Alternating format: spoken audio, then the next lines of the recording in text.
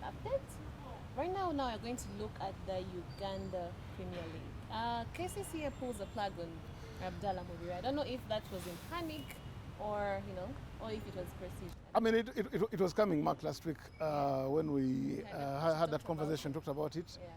Yeah. We had a premonition, if you like, here on Mark to Mark. We thought that our man might be in trouble. Yeah. And it happened in real time. Like shortly after that conversation, next thing you're getting. Yeah, actually it was about what, 36 hours by count. After our conversation that our man lost his job, unfortunately. Yeah, it was unfortunate, but I always felt that, I mean, it was going to happen, Mark. KCC, especially after, the 4-0 drubbing in Kitara, they're not going to compete, they're not going to win any silverware. They've been losing games at will. KCC are one of the better facilitated clubs. I mean, they pay players on time, player allowances on time, and they've got quite a huge budget. They were very, very strong in the recruitment season because they felt that they were going to compete for the honours.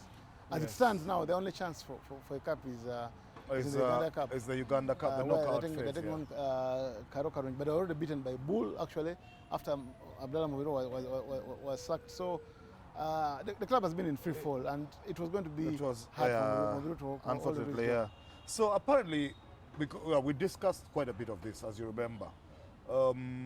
One of the things I talked about that day, what we're talking about is the recruitment that he'd done. Remember, I was talking about how he'd signed all these players, 11, upwards of 11, and about only 3 were serious starters, Gavin Kizito and Brighton Akani and the goalkeeper.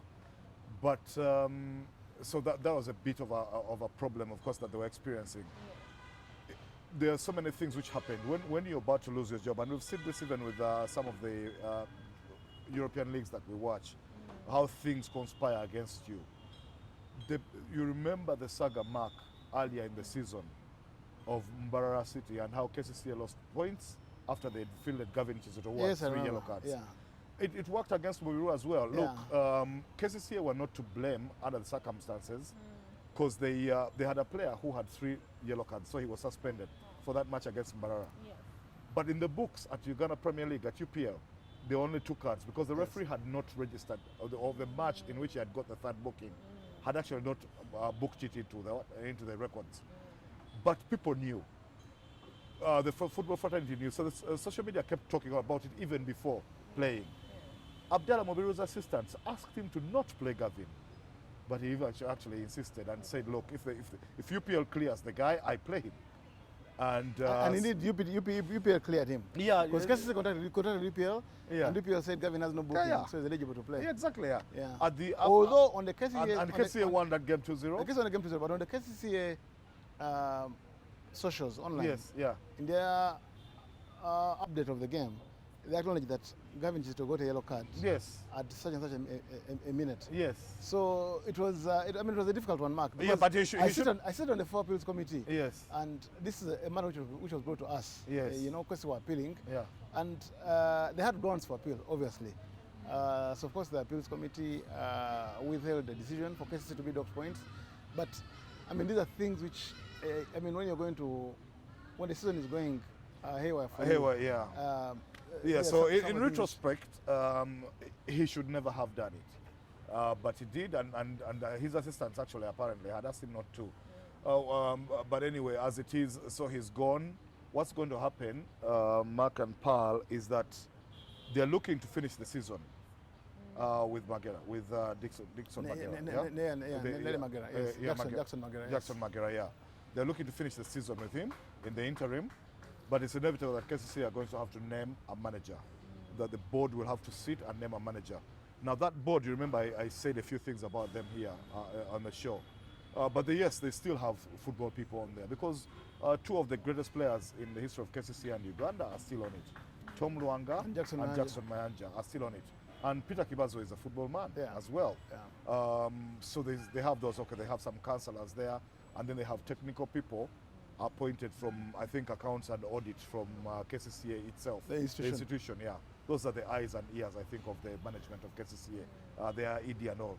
But so they will have to sit down and look through who the candidates will be at the time, to get a manager. When I look at it though, Mark, I was thinking about it before we came onto the set. Who do KCC turn to? And this is what my thinking is. When you look at Ugandan football, its history, especially for KCCA, Villa and Express, Yeah. there's been a tendency to hire somebody who knows the club, somebody who has played there or coached there before, and mostly some guys who have played. So when I look at the environment, I don't know what will happen. Some things will change between now and the end of the season. I look at Sam Simba, who's deputy for Paul Put at the national team, at the Uganda Cranes. And Sam Simba is a big candidate. He's a big character. KCCA and such a, where they are right now, they need a big character in that dressing room. Because as we've talked about the management issues administratively and the dressing room itself and all, the media and all, somebody who can actually come there, command respect, get those players to believe in them and work for him. Actually, Simba Mark was in the running for the job when they sacked Sergio Traguil. Yes. But at the time, FUFA rushed very fast and appointed him to deputize Paul Put. Oh, I see. But Simba was the guy KCC actually wanted. Were looking at, yes. Because after and when they failed to get Simba, after FUFA acted fast and snatched Simba under their noses, that's when they appointed Mubiru. That's when they appointed Mubiru, okay. Yeah. And I don't think KCCA will be looking to bring back a Sergio kind, a foreigner no, again. I don't think so. I don't think so. The way that experiment went. I'm also not sure that Vipers are going to be appointing a foreigner anytime soon, especially after losing that case at the Court of Arbitration Sport, where they've got to pay 312 million to their former coach. Was it? I forget the name. Another Portuguese man. I think it was from Eastern Europe. Eastern Europe, okay, yeah, because they've had a Portuguese, they've had a Brazilian and Eastern European. Yes. But look, Mark, so I was thinking. I mean, he coached for 2 months. He lodged in a case at the Court of Arbitration for Sport, and then they decided that he was right, and Vipers were wrong, and they are paying him 312 million. Wow.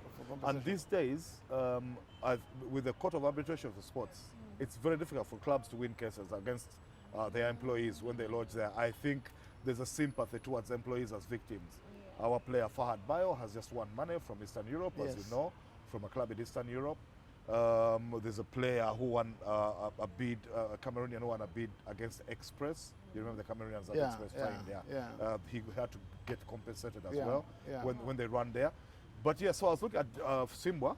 Jackson Mayanja is on the board, you just said. Yeah. But I think he would be a candidate. Simba and Jackson Mayanja are two of the greatest players KCCA has ever produced.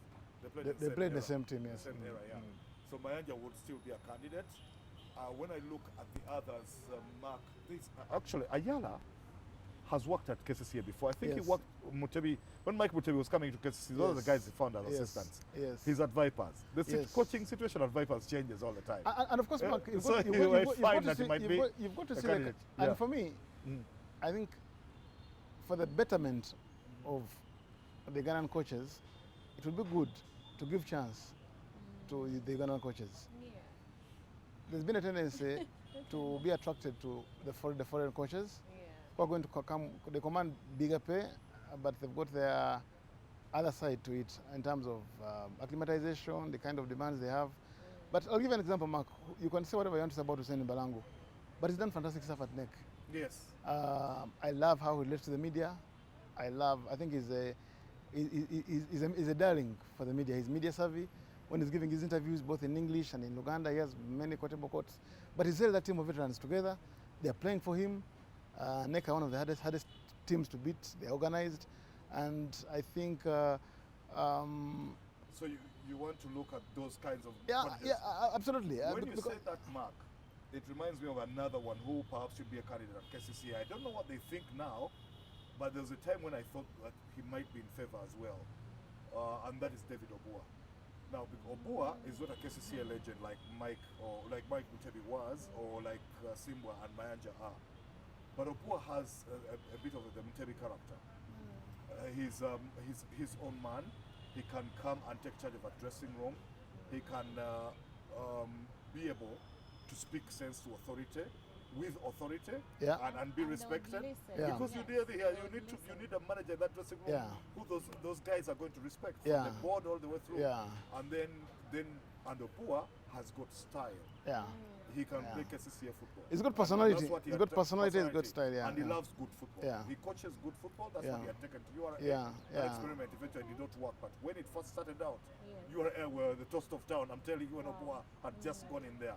So he's somebody I thought about who is outside of their niche, who they might want to look at.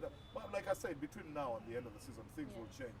But yeah, so there you are. That's the situation the KCCA people find themselves in. It will be interesting at the end of the day to see. Yeah. Wow, that's quite amazing. Thank you so much for that, Mark.